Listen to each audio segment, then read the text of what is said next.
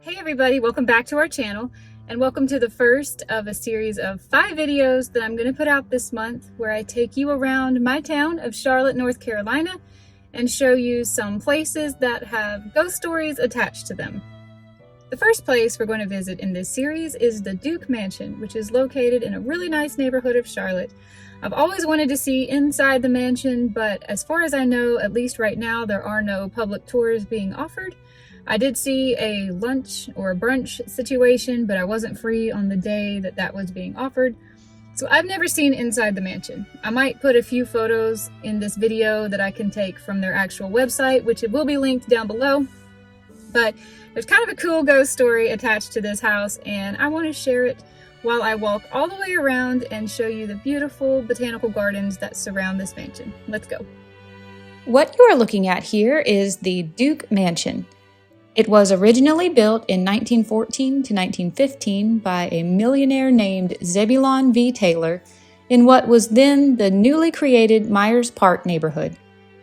Today, this is definitely one of the nicest and most beautiful neighborhoods in Charlotte, and many of the fine colonial architecture remains here, loved and preserved by its occupants.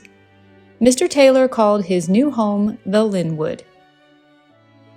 A few years later, the mansion was purchased by its most famous owner, James Buchanan Duke. Mr. Duke was already a highly successful businessman, and he was seeking out a property to continue his emerging hydroelectric business. Mr. Duke hired the renowned Charlotte resident architect C.C. Hook to design a renovation to the property in order for it to serve as both his home and as a base for his businesses as they grew, which nearly tripled Linwood in size. The Duke Mansion today is an H-shaped colonial revival-style dwelling consisting of large 2.5-story blocks connected by a hyphen of the same height. It features 2-story terracotta porticos on both the north and south gable ends. It was placed on the National Register of Historic Places in 1978. Mr. Duke conducted his business in the mansion's solarium. His lasting legacies, including Duke University, Duke Energy, and the Duke Endowment, took shape inside this home. He envisioned the betterment of his community, and today the Duke Endowment invests more than $200 million annually into worthy causes across the Carolinas. After Mr. Duke's death in 1925, the mansion was purchased by Mr. C.C. Coddington, who was the owner of the local Buick dealership and the local radio station WBT. He and his 3 sons lived in the mansion until his untimely death. In 1929, Mr. and Mrs. Martin L. Cannon purchased the home and renamed it White Oaks. Their daughter Frances was married at the mansion, and one of her former beaux attended her wedding, John F. Kennedy. The Cannons continued to live in the home until 1957. In 1957, Henry and Clayton Lineberger purchased the new home and made it a place of beauty with exceptional antiques, art, and furnishings.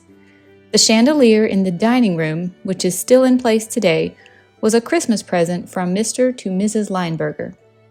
The Duke Mansion suffered a huge fire that gutted it to the 3rd floor in 1966, and it burned to within minutes from being completely destroyed.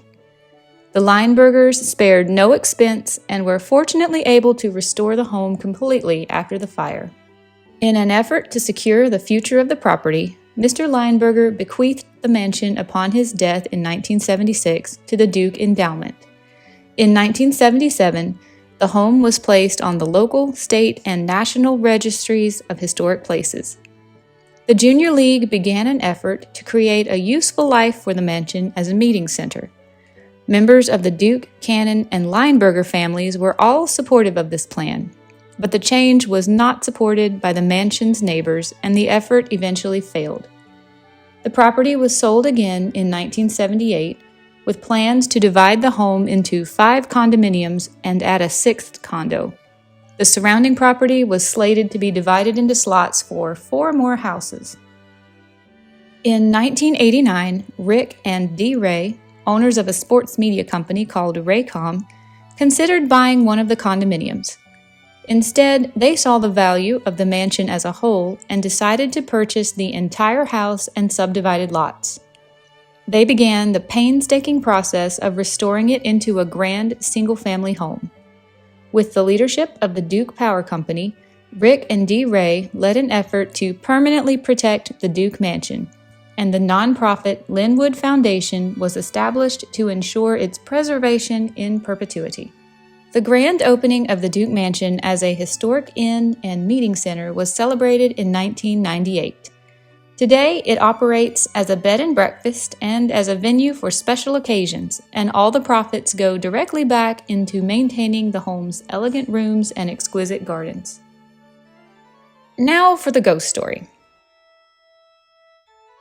Some people believe that there might have been a short period of time between the Cannon and Lineberger families when the property was owned by a gentleman named Mr. John Avery and his wife, who was possibly named Anastasia. Anastasia suffered from very serious mental and physical disabilities, and she was totally dependent on her husband for her care. Mr. Avery adored his wife and took the best care of her that he possibly could. He loved art and literature and enjoyed reading to her when she was at her worst. Unfortunately, Anastasia's care eventually became too much for Mr. Avery to handle alone, and he was forced to make the decision to put her in an institution. He continued to live on at the mansion by himself. One day, Mr. Avery was contacted by a beautiful young woman. She was a writer and was hoping to write a piece on the historic property. Mr. Avery agreed to meet with her and give her a tour of the grounds. He and the young woman were instantly attracted to each other and spent hours talking while walking around the estate. Their friendship developed quickly, and over time it became clear that their feelings for each other were much more than platonic. Mr. Avery was seriously falling in love with the young woman, but his conscience refused to allow him to abandon his sick wife to be with his new love. The young woman realized that she would never be with him in any sort of legal capacity, and she told him that she would have to terminate their romance. Mr. Avery was utterly devastated. He convinced the young woman to meet him one last time in the gardens of the property. During their clandestine meeting, he spoke of his earnest love for her and persuaded her to come back to meet with him in exactly 1 year's time in the same location within the gardens at the stroke of midnight to be with him forever.